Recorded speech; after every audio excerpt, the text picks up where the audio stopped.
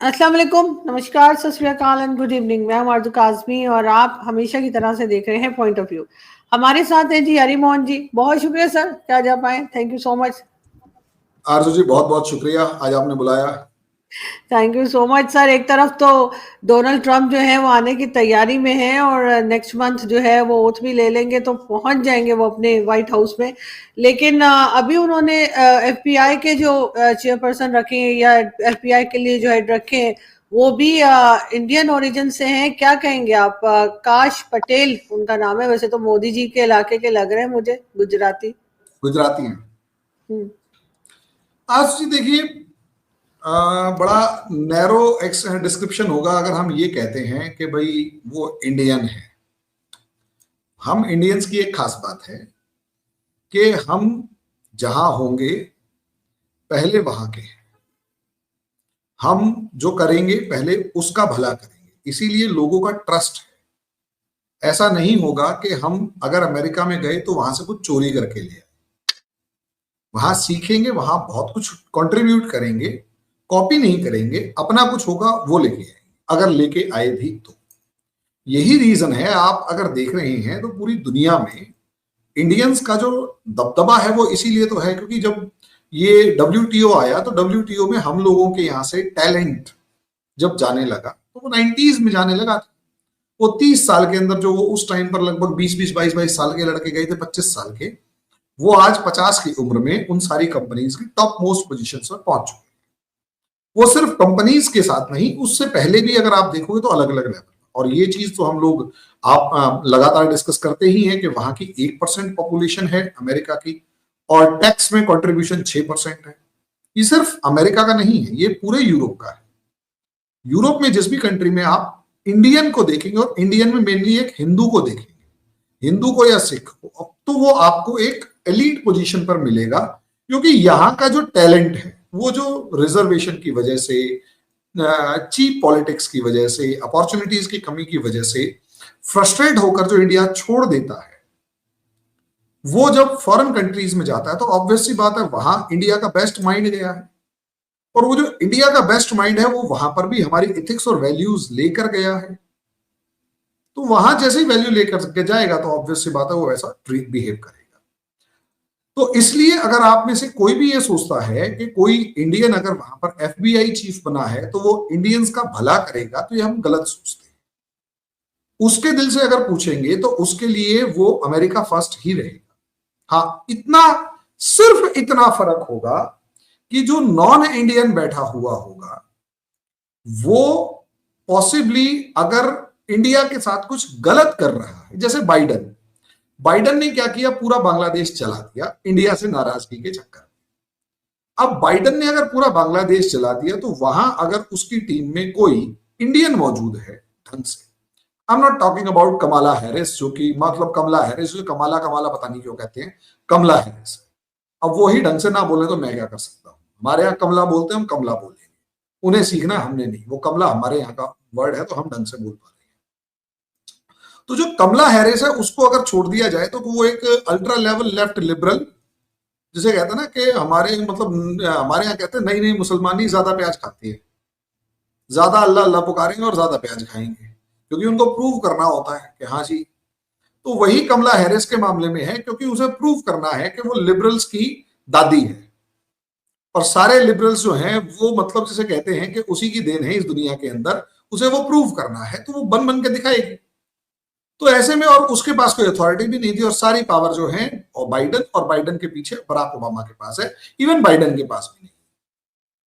तो अगर हम देखते हैं तो बांग्लादेश के मामले में यही है चीज हमारे को साफ तौर पर दिखाई दे रही है कि बांग्लादेश को जला दिया गया क्योंकि अमेरिका के वेस्टेड इंटरेस्ट इंडिया को जलाने में। हम सिर्फ इतनी उम्मीद करते हैं कि तुलसी गबार्ड हो या क्या नाम है, विवेक रामास्वामी हो, चाहे काश पटेल हो, चाहे और दो चार की और भी लिस्ट अगर आप निकालेंगे तो वो कम से कम जलते हुए बांग्लादेश में घी डालने का काम नहीं करेंगे, उसे और नहीं चलाएंगे। एटलीस्ट इंडियन गवर्नमेंट से बात करके ये कहेंगे देखो यार हमारे इंटरेस्ट ये हैं, तुम्हारे इंटरेस्ट ये हैं, प्लीज एक काम करो, आप ये वाला काम पूरा कर दो और हम तुम्हारे को वहां पर रिलैक्सेशन कर देंगे और जो भी ये यूनिस वोनस है इसे भगा देंगे। सिर्फ इतना आप बेनिफिट उठा सकते हैं। अगर आप लोगों में से किसी को लगता है कि वो, जैसे अब बाइडन ने तो पाकिस्तान के साथ क्या किया, ट्रंप ने केस भी उठाया, अगर आप शायद इसे कवर करें तो पाकिस्तान के साथ ये किया बाइडन ने कि $200 मिलियन जो है बाइडन ने by through you can say एक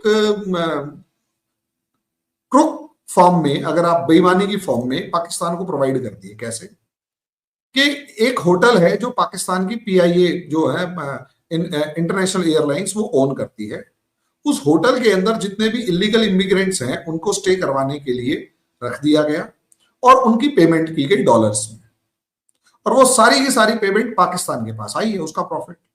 तो अल्टीमेटली इनडायरेक्टली वो सारा प्रॉफिट जो है वो पाकिस्तान को जो बाइडन ने पहुंचा दिया, भले ही वो डायरेक्ट नहीं कर पा रहा था लेकिन इनडायरेक्टली वो एक बेनिफिट पहुंचा दिया। ये चीज नहीं होगी, सिर्फ फर्क इतना है, ये नहीं होगा कि मतलब उससे इंडिया को बहुत ज्यादा बेनिफिट होगा। हाँ, इतना होगा कि इंडिया के जो दुश्मन हैं उनके साथ बहुत ज्यादा हमदर्दी नहीं रखी जाएगी, या कम से कम अगर वो गलत कर रहे होंगे तो उन्हें रोक दिया जाएगा कि तुम ये गलत नहीं कर सकते। बस ये बेनिफिट, आप इस बेनिफिट को आप कैसे करेंगे? अब बाइडन है वो आपको बेनिफिट पहुंचा रहा है, वो पता लगा आपके F-16 जो है उनको जबरदस्त लेवल पर उनकी सर्विसिंग के लिए $450 मिलियन दे रहा है। उसी तरीके से अब आप और दूसरे काम भी करेंगे तो भी आपको समझ में आ जाएगा। ठीक है, तो वो चीज नहीं होगी। हाँ, उसके बाद 2 अपॉइंटमेंट्स जो आप बात कर रहे हैं वो सबसे ज्यादा इंपॉर्टेंट है। इसमें एक तो काश पटेल वाला मामला है जो कि इस टाइम पर बहुत इंपॉर्टेंट है, और दूसरा काश पटेल के साथ अगर आप देखेंगे चैड क्रॉनिस्टर, इसकी अपॉइंटमेंट बहुत इंपॉर्टेंट है, क्योंकि इन दोनों का FBI और चैड कृष्णर का जो है वो ड्रग्स एंड अब्यूज, उसका पूरा नाम है ड्रग्स एंड एक इसका पूरा नाम मेरे को जो ड्रग्स डिपार्टमेंट के अंदर है जिसमें इसको अपॉइंट किया गया है। अल्टीमेटली इसे अगर आप समझेंगे तो आपको समझ में आएगा कि दोनों की DEA, drugs and drugs eradication administration something इसका नाम है, DEA। इसका पूरा फोकस किस चीज पर है? इसका पूरा फोकस है ड्रग्स के, मतलब इसकी एक्सपर्टीज क्या है, और मेनली इन दोनों की एक्सपर्टीज क्या है? लीगल प्रोफेशन से जुड़े हुए हैं, जुडिशियल सिस्टम से जुड़े हुए, और दूसरा जो है वो एनफोर्समेंट डायरेक्टरेट से जुड़ा हुआ है। यानी कि जो काम अगर नहीं हो पा रहा है तो उस काम को करने के लिए, मतलब लॉ को एनफोर्स करने की जो बॉडी है उसके अंदर चैट जो है वो काम कर चुका है। अब मामले को समझिए, जो बाइडन किस तरफ फोकस कर रहे हैं? एक तरफ FBI पे। FBI का मतलब ये है कि पूरा का पूरा इन्वेस्टिगेटिव ऑफिसर्स जो है, इन्वेस्टिगेशन जो है ग्राउंड लेवल पर बहुत जबरदस्त होना चाहिए, यहां फोकस किया जा रहा है। और जो काश पटेल है इसकी एक्सपर्टीज इसमें पहले से रही।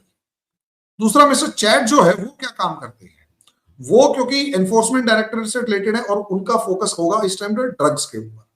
आप इससे अंदाजा लगाइए कि इस तरीके की पर्सनैलिटी को ड्रग्स एनफोर्समेंट के नाम पर अगर आप अपॉइंट कर रहे हैं तो इसका मतलब क्या है?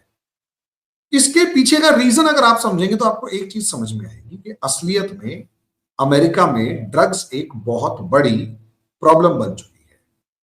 अमेरिकन यूथ का 26% जो है वो ड्रग एडिक्ट है, और वो भी असलियत में अगर आप देखेंगे तो चाइना से जो सस्ती ड्रग है, जो मतलब अप्रोक्सीमेट 2 या 3 या $5,000 किलो आती है, पर केजी आती है, यानी उसका एक शॉट जो है वो बहुत सस्ता पड़ता है और लोग उस ड्रग्स को कंज्यूम करके आराम से, यानी वो महंगी ना होने की वजह से ज्यादा लोगों तक बहुत आसानी से पहुंच रही है।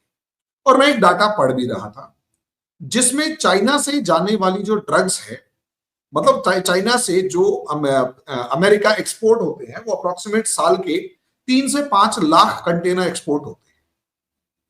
अब इतने सारे कंटेनर्स अगर एक्सपोर्ट हो रहे हैं चाइना से अमेरिका, और उसमें उनको चेक करने के लिए जो चाइनीज पोर्ट है उस पर सिर्फ 4 ऑफिसर अपॉइंट कर रखे हैं। जहां से चाइना अमेरिका को एक्सपोर्ट करता है उस पूरे पोर्ट के ऊपर सिर्फ 4 ऑफिसर्स अपॉइंट कर रखे हैं, यानी कि 3 लाख कंटेनर अगर एक साल में जा रहे हैं तो इसका मतलब यह है अप्रोक्सीमेट 1000 कंटेनर या 800-900 कंटेनर एक दिन में जा रहे हैं।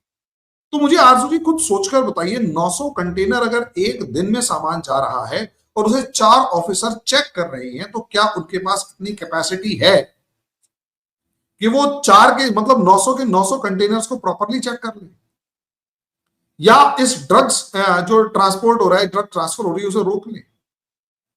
प्रॉब्लम यही है कि अल्टीमेटली मुझे जहां तक समझ में आ रहा है कि ट्रंप जो है इन सब चीजों को फोकस करते हैं, और इसी वजह से इनको फोकस करते हुए यहां इस तरीके की अपॉइंटमेंट्स दी जा रही है। और इसको आप हिंदू या इससे मत देखिए कि यार ये हिंदू है, कुछ भी नहीं। असलियत में जिन लोगों को अपॉइंट किया जा रहा है, क्या उसमें वो इस लेवल पर एक्सपर्टीज रखते हैं? आंसर है हाँ। और अगर इस लेवल की एक्सपर्टीज रखते हैं तो इसकी तारीफ होनी चाहिए। जी आंसर। बिल्कुल ऐसे ही है सर। खैर पाकिस्तान में इसको इस तरह से नहीं लिया जा रहा कि वो हिंदू है तो उनको रखा गया है। डेफिनेटली उनकी एक्सपर्टीज होंगी जब भी उन्हें रखा गया है, लेकिन कहीं ना कहीं आपको लगता है भारत को इससे फायदा होगा, भारत की ज्यादा सुनी जाएगी कि क्योंकि कोई ना कोई कनेक्शन उनका भारत से जुड़ा होगा। तो उसमें जो ट्रम्प की जो नई कैबिनेट आ रही है उसको लेकर आप लोग समझते हैं कि ज्यादा अच्छा काम हो सकेगा दोनों कंट्रीज के बीच में? आरजू जी देखिए क्या है कि अगर फायदा होना होता तो वाइस प्रेसिडेंट एक इंडियन थी। बांग्लादेश जल रहा है, म्यांमार जल रहा है, कोई बड़ी बात नहीं है। बांग्लादेश और म्यांमार को भी सीरिया और इराक बनाने की तैयारी कर रखी है, कोई बड़ी बात नहीं है। हो सकता है जिस तरीके का बिहेवियर दिखाई दे रहा है अमेरिका का जो बाइडन की फॉर्म में, और वो 2029 की तैयारी अभी से करके आए हुए हैं कि अभी बीज बो के चले जाते हैं, 4 साल तक ये इसको समेटते रहेंगे, जब हम आएंगे तो इसको फिर जलाएंगे, और ये वाला बैटलफील्ड अगली बार का है। कोई बड़ी बात है नहीं, ऐसा हो सकता है क्योंकि दुनिया को जलाते हुए आए हैं डेमोक्रेट्स, जब भी आए हैं दुनिया को जलाते हुए आए हैं। और यहां पर इस टाइम पर जो सिचुएशन दिखाई दे रही है वो जलाने की सिचुएशन दिखाई दे रही है कि वो जलाएंगे। एक चीज कहना चाहूंगा आरसू जी कि अल्टीमेटली हमें यह समझना होगा कि कॉपरेशन बढ़ सकता है पॉसिबली, लेकिन वो कॉपरेशन इन इंडियंस की तरफ से ही बढ़ेगा मुझे नहीं लगता। वो कॉपरेशन ट्रंप की जो ओरिजिनल रिपब्लिकन्स की जो ओरिजिनल पॉलिसीज हैं उसकी वजह से बढ़ेगा। अब रिपब्लिकन्स की ओरिजिनल पॉलिसीज अगर आप देखोगे तो जॉर्ज डब्ल्यू बुश आए थे। बुश के टाइम पर इंडिया को जो बेनिफिट हुआ था ना, आप देखेंगे पाकिस्तान की तरफ से सारा सब कुछ खत्म हो गया था। 2000 में वो आए थे, 2008 तक रहे थे। 2001 से 2008 के बीच में जॉर्ज डब्ल्यू बुश आए। उस टाइम पर इंडिया, पाकिस्तान की तरफ से इंडिया को कोई टेररिज्म वाला प्रॉब्लम नहीं था। लेकिन जैसे ही बराक ओबामा आते हैं, श्रीनगर में पत्थरबाजी 2008 से शुरू हो जाती है, और 2016 तक जब तक बराक ओबामा रहे तब तक इंडिया ने, वो एक अलग मैटर है कि 14 तक 2008 में आप अटैक भी देखते हैं, सब चीजें देखते हैं, वो सब चीजें शुरू हो गई थी और इंडिया को काफी प्रॉब्लम्स आई थी। और इंडिया को अगर आप देखेंगे तो ये केजरीवाल एंड पार्टी जो है वो भी उसी का एक पार्ट लग सकता है कि एक एनआरकी क्रिएट की जाए, क्योंकि वो माहौल ही ऐसा था। 2011 जो था उसमें अगर आप देखते हैं पूरा अरब स्प्रिंग खड़ा हो गया था। तो बराक ओबामा के टाइम पर, अच्छा बराक ओबामा वैसे तो दिखाई देते हैं कि जी हनुमान जी की फोटो ले ली, मूर्ति ले ली और ये सब चीजें, लेकिन ब्रूटल किलर्स हैं। हाँ, बाइडन जो है, ट्रंप जो है, अगर आप ट्रंप का टाइम देखते हैं तो ट्रंप की पॉलिसी हमेशा से ऐसी रही है कि वो इंडिया को फेवर, या रिपब्लिकन्स की पॉलिसी जो है वो इंडिया को फेवर करती हुई नजर आती है। मेन बात तो ये है, और उसका फायदा इंडिया को यही मिलता है कि कश्मीर इशू हमने ट्रंप के टाइम पे ही सॉल्व किया है। अगर आप देखेंगे तो बहुत सारे इश्यूज जो है वो ट्रंप के टाइम पे सॉल्व हुए हैं, और उसमें ट्रंप का कॉपरेशन मिल गया। अगर यही बाइडन होता तो इंडिया शायद ये सोच भी ना पाता, और शायद इसीलिए इंडिया ने सोच लिया था कि ये एक विंडो पीरियड है, इसे फटाफट से निपटा लो, नहीं तो हमारे हाथ में कुछ लगने वाला नहीं है। जी सर कुछ टाइम ऐसे भी होते हैं कि जब एकदम से इंडियंस जो हैं वो सामने दिखाई देने लगते हैं, चाहे आप कह लीजिए कि यूके के प्राइम मिनिस्टर बन गए, फिर यहाँ अमेरिका में कई जो पोजीशंस हैं, इंपॉर्टेंट पोजीशंस हैं वहां पर हैं, या मल्टीनेशनल कंपनीज में से हैं। कई बार हमने ये भी देखा कि जो ये आपके यहाँ ये ब्यूटी कॉन्टेस्ट वगैरह होते हैं, इसमें भी एकदम से 2-4 इंडियन लड़कियां जो थी, या जो पहले थी, जैसे ऐश्वर्या थी, सुष्मिता थी, ये लोग एक साथ ही आगे पीछे जैसे इनको मिलने लगा था। मिस एशिया पैसिफिक भी, तो आपके यहाँ से, बल्कि मुझे आई स्टिल रिमेम्बर कि मैंने कहीं पढ़ा था, जावेद अख्तर साहब कहते थे अचानक से सारी ब्यूटी इंडिया में कहाँ से आ गई है। तो हमारे यहाँ ये बात हो रही थी कि इंडिया ने कुछ किया है, मतलब कोई जुगाड़ लगाया है, कुछ किया है जिसकी वजह से सब कुछ हो रहा है। आपको लगता है कि इस किस्म की चीजें भी की जाती हैं, या प्रोमोट करना, अपने लोगों को ज्यादा मार्केटिंग ज्यादा कर देनी, इस तरह की कोई चीज की जाती है, या नहीं वो 100% सिर्फ अपने टैलेंट पर आते हैं? आरसी जी, दो पार्ट्स हैं। एक, जो आप ब्यूटी कॉन्टेस्ट वगैरह की बात कर रहे हैं कि एकदम से ये इतने सारे ब्यूटी कॉन्टेस्ट कैसे आए, ये चीज हम डिस्कस करते थे और ये हमारा एक इंपॉर्टेंट पॉइंट है। और जब हम ये डिस्कस करते हैं कि how the world goes on, तब हम इस चीज को डिस्कस करते हैं कि देखिए क्या होता है कि दुनिया जिस तरीके से चल रही है, जिस डायमेंशन में चल रही है, उसका उसके अंदर जो कंपनीज हैं वो हर बार एक नई नई मार्केट ढूंढते हैं, हर बार एक नई मार्केट ढूंढते हैं। इसका एक एग्जांपल जो है, मैं ज्यादा दूर नहीं जाऊंगा, हमारे यहाँ एक मूवी आई थी एजेंट विनोद। मैंने शायद इसका एग्जांपल पहले भी दिया था, सैफ अली खान की बकवास मूवी है, कुछ खास नहीं है, लेकिन उस मूवी का स्टार्टिंग और एंड देखेंगे तब आपको समझ में आएगा। अगर एक जियो पॉलिटिकल एनालिस्ट की फॉर्म में देखेंगे तो आपको कुछ चीजें समझ में आएंगी कि दुनिया चलती कैसे है। पहले सीन में वो एक बिलियनियर जो है वो ये कहता है कि यार दुनिया में अलग अलग जगह पर डेवलपमेंट के जो है या तो सैचुरेशन आ चुकी है, पैसे हैं नहीं। ये दिल्ली और आसपास का ये रीजन, मतलब इंडिया एक ऐसा रीजन है जहां पर डेवलपमेंट के चांसेस हैं और वहां अगर पैसा इन्वेस्ट किया जाए तो रिटर्न हमें ज्यादा अच्छे मिलेंगे, वो एक स्पॉट है। और फिर उसके बाद पूरी मूवी चलती है एक चीज पर कि दिल्ली में कहीं न्यूक्लियर ब्लास्ट करने के लिए पाव पाव किलो का कोई बम लेके बंदा कोई घूम रहा है और वो हीरो उसी के आगे पीछे घूमता है, कोई रशिया से निकलता है और सब चीजें। लास्ट में आके दिल्ली में बम वो होता है और लास्ट में वो एक्सपोज हो जाता है जिसने वो काम किया था। दुनिया भी कमोबेश ऐसे ही चलती है। अब एक बात बताइए, जब इस सेकेंड वर्ल्ड वॉर के बाद अगर आप देखते हैं तो सबसे पहले मार्केट कहां ढूंढी गई जहां पर पैसा डेवलप जनरेट हो सकता था? तो सबसे पहली मार्केट ढूंढी गई यूरोप, जो टूट फूट चुका था, बर्बाद हो चुका था। वहां पर डाला गया यूरोपियन रिकवरी प्लान, जिसे मार्शल प्लान भी कहते हैं। $6,000 बिलियन का डाला गया। अब ये इतना अमाउंट था कि इससे पूरी यूरोपियन जो इकोनॉमी थी वो अमेरिका के गुलाम हो गई। पूरी यूरोपियन इकोनॉमी अमेरिका के गुलाम हो गई। लेकिन पैसा भी खूब कमाया, अब यूरोपियन ने भी कमाया, उन्होंने भी कमाया और यूरोप में एक सैचुरेशन आ गई।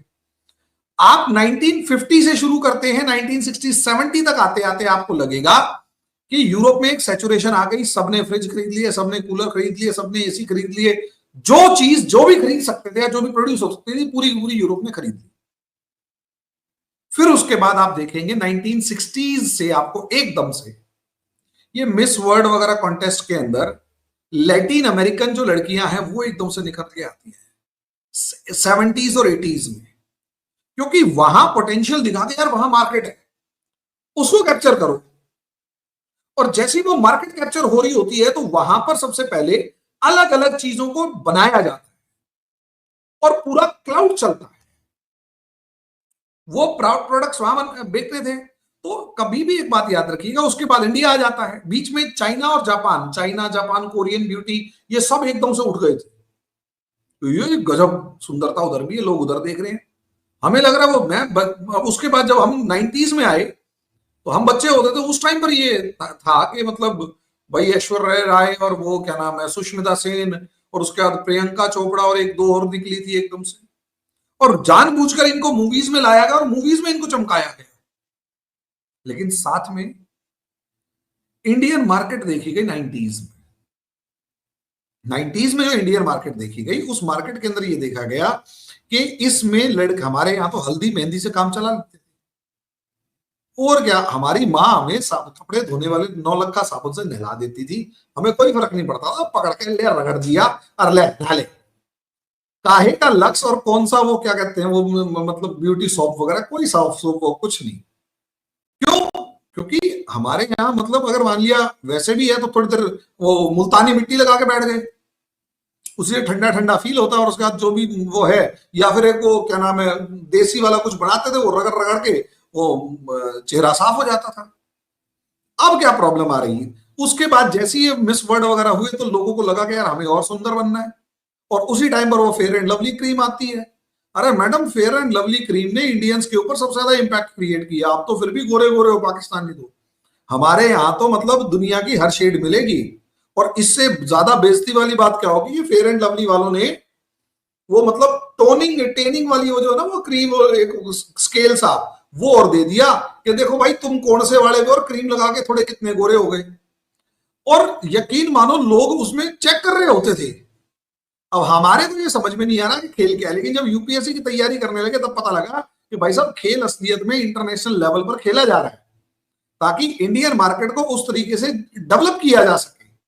उसके लिए चाहे कोलगेट बेचनी है तो नीम की दातुन को बेकार बेकार बताएंगे, ठीक है, उसके बाद लौंग के तेल को बेकार बताएंगे, उसके बाद अगर मान लिया टूथब्रश बेचना है तो साबुन बेचना है तो तेल कुछ भी बेचना है, क्रीम व्रीम। तो अल्टीमेटली वो जो पार्ट आप कह रहे हैं वो क्या है, वो पार्ट इंडियन मार्केट को यूरोपियन प्रोडक्ट्स के अकॉर्डिंग डेवलप करने का है। उसी टाइम पे टीवी फ्रिज से लेकर सब चीजें आ गई। लेकिन उस चीज को आप इससे जो कंपेयर कर रहे हैं ना कि एकदम से हमारे लीडर्स उठ के खड़े हो गए, वो क्या नाम है ऋषि सुनक आ गए, उसके बाद ये सब आ गए, तो देखिए ये दूसरा अलग पार्ट है। ये जो पार्ट है इसे अगर आप देखेंगे तो ये, अगर आप लैटिन अमेरिकन मार्केट को देखेंगे तो वो एग्जॉस्ट हो चुकी है, वो एक लेवल के बाद बढ़ी ही नहीं। अर्जेंटीना डूब गया, ब्राजील की हालत खराब है, बाकी छोटी छोटी कंट्रीज है उनके पास इतना पोटेंशियल नहीं है कि अमेरिकन प्रोडक्ट्स को कंज्यूम करके अमेरिकन या यूरोपियन इंडस्ट्रीज को सपोर्ट कर सके। चाइना जो है उसमें आपने मैन्युफैक्चरिंग शिफ्ट कर दी। अब चाइना इतना सियाना बन चुका है कि कुछ कहने की हद नहीं। प्रॉब्लम क्या है कि चाइना जितनी पॉपुलेशन बढ़ी और बड़ी मिडिल क्लास, जितनी पाकिस्तान की पूरी पॉपुलेशन है अप्रोक्सीमेट 25 करोड़, उसका 2.5 से 3 गुना हमारा मिडिल क्लास है। अप्रोक्सीमेट 75 करोड़ पॉपुलेशन हमारी मिडिल क्लास की है। अब आप सोचकर देखिए, उसका 3 गुना मिडिल क्लास होने का मतलब ये है इतनी बड़ी मार्केट, और वो इंपोर्ट बेस्ड मार्केट है, कंजम्पशन बेस्ड मार्केट है, एक्सपोर्ट बेस्ड नहीं है। चाइना की एक्सपोर्ट बेस्ड मार्केट थी, हमारी कंजम्पशन बेस्ड है। ऐसी सिचुएशन में यूरोप की कंट्रीज इंडिया से नाराज रहेंगी क्या? नहीं रहेंगी। अच्छा, एक तरफ 90s में हमारे जो लड़के वहां गए थे वो बड़े हो चुके हैं, अब उनको अपॉर्चुनिटी इसलिए भी मिल रही है कि यार इंडिया से तुम कॉपरेशन अच्छा कर सकते हो। अब पता लगा जी ऋषि सुनक ने जिससे शादी कर रखी है वो हमारे इंडियन बड़े बिजनेसमैन की बेटी है, तो कहीं ना कहीं एक लिंक और पता लगा उनकी जो सास है वो सुधा मूर्ति, वो आज के दिन हमारी संसद में बैठी हुई है। तो मतलब एक लिंक क्रिएट हो गया ना दोनों के बीच में। इस चीज का तो बेनिफिट मिल रहा है, लेकिन उसमें टैलेंट भी तो मैटर कर रहा है ना मैडम। पता लगा इंडिया तरक्की कर रहा है लेकिन वहां सारे चोर चक्के बसे, तो ऋषि सुनक होना भी तो चाहिए ना। ऋषि सुनक वहां पॉकेट मार के तो ऋषि सुनक बना दीजिएंगे। और फिर अब मैडम विजन भी होना चाहिए। लंदन का जो मेयर है वो सादिक खान को बना रखा है, लंदन का क्या हाल है बताओ जरा। नहीं नहीं, आप ये खैर सादिक खान की एक अलग बात है, उनका जो है जरूर स्कैंडल वगैरह रहे हैं, लेकिन हर एक तो नहीं उस तरह से पाकिस्तानी है। लेकिन मैं यही इसीलिए भी आपसे पूछ रही थी कि हर जगह पर इंडियंस नजर आ रहे हैं, तो उसमें ताकि पाकिस्तान के लोग भी सीख सके, हम भी आगे बढ़ सके। जाहिर है कि भारत एक बड़ी कंट्री है और वहां के लोग जिस तरह से हम देखते हैं डिफरेंट कंपनीज में, ऐसा नहीं कि पाकिस्तान में टैलेंट की कमी है, पाकिस्तान में भी डेफिनेटली कुछ लोग ऐसे जरूर होंगे जो टैलेंटेड होंगे, लेकिन वो आगे बढ़ नहीं पा रहे, वो दिखाई नहीं दे रहे। उसकी मैं उस वजह से मैं समझना चाह रही थी कि क्या रीजन है। आरजू जी, उसको समझने के लिए पहले आपको पेशेंस रख के एक बात समझनी पड़ेगी कि क्या सोसाइटी में वैसे ट्रेडिशंस हैं कि सामने वाले को बेवकूफ नहीं बनाना, झूठ नहीं बोलना और बेवकूफ नहीं बनाना। आपके आईएसआई चीफ मजाक में कह रहे हैं, मजाक उड़ाते हुए कह रहे हैं कि पिछले 30 साल उन्होंने कैसे अमेरिका को बेवकूफ बनाया है, और वो ये कह रहे हैं कि जब हिस्ट्री लिखी जाएगी तो हमने एक बंदे को ऐसे बेवकूफ बनाया कि हमने अमेरिकन की मदद से सोवियत्स को हराया, फिर अमेरिकन की मदद से अमेरिकन को हराया, फिर चाइनीज की मदद से अमेरिकन को परेशान किया और अमेरिकन की वजह से चाइनीज को परेशान किया। अब आप मुझे ये बताइए, ये जब आपके हाईएस्ट लेवल के जो ऑफिसर्स हैं या जो इस तरीके के पर्सनैलिटीज है वो अगर मजाक मजाक में कह रहे हैं तो आपकी जनता क्या सोचेगी? एथिक्स क्या है, वैल्यूज क्या है सोसाइटी की? असलियत में इस तरीके के जो ऋषि सुनाक से लेकर काश पटेल से लेकर ये लोग तभी निकलेंगे जब आपके यहाँ ट्रेडिशंस, आपका कल्चर जो होगा वो उस लेवल का होगा। कल्चर आपका कंफ्यूज है आप इंडियन, भाई है हिंदू कल्चर, है आप इंडियन, लेकिन करेक्ट कर रहे हैं कभी अरबी से कभी तुर्की से। प्रधानमंत्री आपका इमरान खान कहता है एर्दुगुल गाजी देखो, वो इसलिए देखने को कह रहा था क्योंकि वो जानता था कि टर्किश कल्चर को आप थोड़ा सा अडॉप्ट करो ताकि हम अरब कल्चर से दूर हटे, टर्किश कल्चर की तरफ जाएं। वो काका को ये समझाना था कि अबे हमारा कल्चर इंडियन है, लेकिन प्रॉब्लम यही है ना, इंडियन मानते हैं वो टू नेशन थ्योरी फेल हो जानी है। यही बात है, वो टू नेशन थ्योरी फेल हो जाएगी तो वो इंडियन कल्चर को कैसे मान ले, सबके सब फॉलो तो वही करते हैं। ये हमारे यहाँ चाहे शादियों के इवेंट आप देख लीजिए, कभी आपका पाकिस्तान आना हो या यूट्यूब पर ही देख लीजिए, सब कुछ वही फॉलो कर रहे हैं। जैसे इंडिया में शादियां होती हैं, जिस तरह से वहां पे फंक्शन होते हैं शादी के, सब कुछ वही है। लेकिन मानेंगे तो सब पे वो टू नेशन थ्योरी वाला मसला आ जाएगा ना। आप फिर ये कहो ना कि वो टू नेशन थ्योरी जो जिन्ना दे के गया था वो पाकिस्तान की गले की फांस बनी हुई है। ऐसे ही है, ना निकली जा रही, ना निकली जा रही, ना निकाली जा रही, वो फंसे हुए, ना आगे बढ़ पा रहे, ना पीछे हट पा रहे, हालत खराब है। बिल्कुल ऐसा ही है। और बल्कि अगर जब मैं बात करती हूँ तो मुझे बहुत से पाकिस्तानी बुरा भला भी कहते हैं कि इसको देखो बैठ के टू नेशन थ्योरी को गलत बता रही है। अब मुझे गलत लग रही है तो मैं क्या करूं, अगर उनको नहीं लग रही या वो मानने को तैयार नहीं है। प्रॉब्लम ये है, टू नेशन थ्योरी जब बन गई उसके बाद आपको आगे बढ़ना था, आप वहीं बैठ गए, फिर पीछे खिसकने लग गए, और उस टू नेशन थ्योरी को इतना ज्यादा जबरदस्त लेवल पर काढ़ा बना दिया तुम्हें कि वो जहर बन चुका है। नहीं वो इसलिए सोसाइटी में दिख रहा है, इसलिए भी हम फंस गए ना कि हम उसमें से निकलने की कोशिश कर रहे थे, तो उसके लिए हमें कोई और चाहिए था जो हमें एक्सेप्ट कर लेता, या टर्किश या अरब हम एक्सेप्ट कर लेते तो हम निकल आते उसमें से। जी हम तो इंडियन है ही नहीं, मगर हुआ ये कि उन दोनों ने भी हमें एक्सेप्ट नहीं किया, तो हम ऐसी जगह फंस गए कि ना आगे बढ़ पाए और ना ही पीछे की तरफ जा सकते थे, क्योंकि वो तो हम खुद छोड़कर आए थे। तो ये कंफ्यूजन है। आज से 1500 साल पहले भारत में एक किताब लिखी गई थी, उसका नाम था पंचतंत्र। उसमें एक छोटी सी कहानी है, वो हमें बचपन में पढ़ा दी जाती है। पंचतंत्र हमारे को बच्चों को किस्से कहानियां सुना दी जाती है, लेकिन जब हम बड़े होते हैं तो वो दिमाग में पंचतंत्र की कहानियां घूमती रहती है। एक कहानी थी, वो कौवे वाली थी। कौवे को कहीं से मोर के पंख मिल गए, मोर के पंख मिले तो उसने अपने पीछे लगाए और अपने आप को मोर की तरह प्रिटेंड करने लग गया, और अपने कौवे दोस्तों को कहता है तुम तो काले पीले पता नहीं क्या हो, मैं देख मैं मोर हूं, ठीक है। कौवे कहता है ठीक है भाई मोर है तो तू जा, हमारे पास क्या कर रहा है, बताओ। और क्या, जा रहा हूं। वो चला गया। अब वो मोरों के पास गया, मोरों को कहता कि जी देखो मैं भी मोर हूं।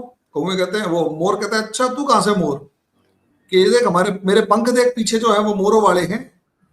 मोरों ने उसे चोंच मार के लात मार के भगा दिया। क्या भाई तू कौवा है, कौवा था कौवा रहेगा, मोर बनने की कोशिश मत कर, ठीक। अब कौवा बेचारा वो मोर के पंख छोड़ के दोबारा से वापस आया कि जी मैं तो कौवा हूं। कौवे अब लात मार के ये कह रहे कि दफा हो जा, तू मोर था, मोर है, मोर रहेगा, दफा हो जा। अब ना मोर रहा, ना मोर बन पाया, ना कौवा रहा। ये हमारे यहाँ बचपन में कहानी बच्चों को खेल खेल में सुना दी जाती है। ये कहानी शायद आपके यहाँ भी सुनाई जाती हो, नहीं सुनाई जाती तो आप सुनाइएगा। ये जो कहानी है ये पाकिस्तान की सभी समस्याओं की जड़ है।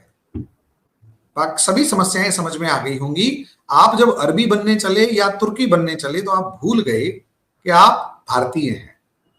लेकिन प्रॉब्लम यह है, ना अरबी बन पाए क्योंकि उन्होंने लात मारी, ना तुर्की बन पाए क्योंकि उन्होंने लात मारी, अफगानियों ने भी लात मारी। जब सबसे लात खा के आ गए, अब आपको कंफ्यूजन हो रही है यार, ना तो अरबी, ना तुर्की, ना अफगानी, ना ईरानी, तो हम हैं कौन? तो आप अपनी वो पहचान भूल चुके हैं। इसी को कहते हैं आइडेंटिटी क्राइसिस। और ये जब तक आप इसे नहीं दूर करेंगे, आई कैन गारंटी आप कभी अच्छा फील कर आपको फायदा होगा ही, मतलब आप हमेशा ऐसे ही परेशान रहेंगे शॉर्ट में। नहीं सर, हमें सब पता है, हम सब जानते हैं, सिर्फ हम मानते नहीं, ये बात है। जिस दिन मानने लगेंगे उस दिन ठीक हो जाएगा, वरना दिल में तो हमें सबको पता है। मानने लगोगे भाई, कौवे ने अब मान लिया कि मैं कौवा हूं, तो जो कौवा बाकी है वो भी तो मानेंगे तू कौवा है। और फिर उसकी जो वो बकवास, वो दो मतलब आपने जो 75 साल तक बकवास करी है, फिर उसको भी तो जवाब देना पड़ेगा ना भाई, तू 75 साल तक तो कह रहा था तो कौवा नहीं है, तू तो मोर है, तू तो कह रहा था अरब है, अब अरब कहां से है, अरब नहीं है तो क्या है, अब कैसे इंडियन हो गया? तो प्रॉब्लम सर यही है। उसका सीधा सादा सा सोल्यूशन ये है कि कौवा कह दे कि मुझे कुछ याद ही नहीं, 75 साल वाली मेमोरी नहीं है मेरी, अब मुझे नहीं याद मैंने क्या कहा था, बात खत्म हो जाएगी, यही हो सकता है। 25 करोड़ कौवे हैं, 25 करोड़ कौवे हैं, किस क्योंकि किस को अगर हमने कौवा नाम आगे आता हमें सब है, याद है। फहमी में जीना सीख चुके हैं, एक आरजू है, बाकी 24 करोड़ 99 लाख 99,999 को कैसे समझाओगे? ये पता नहीं, लेकिन बहरहाल इसमें से निकलने का यही है कि कहते हमें कुछ याद ही नहीं हमने क्या कहा था, और वेरी वैसे भी गुड। कोई रिकॉर्ड पे तो है नहीं, तो उसमें से निकलने का एक यही तरीका है और कुछ नहीं है। थैंक यू सो मच कि आपने आज ज्वाइन किया, बहुत शुक्रिया, थैंक यू।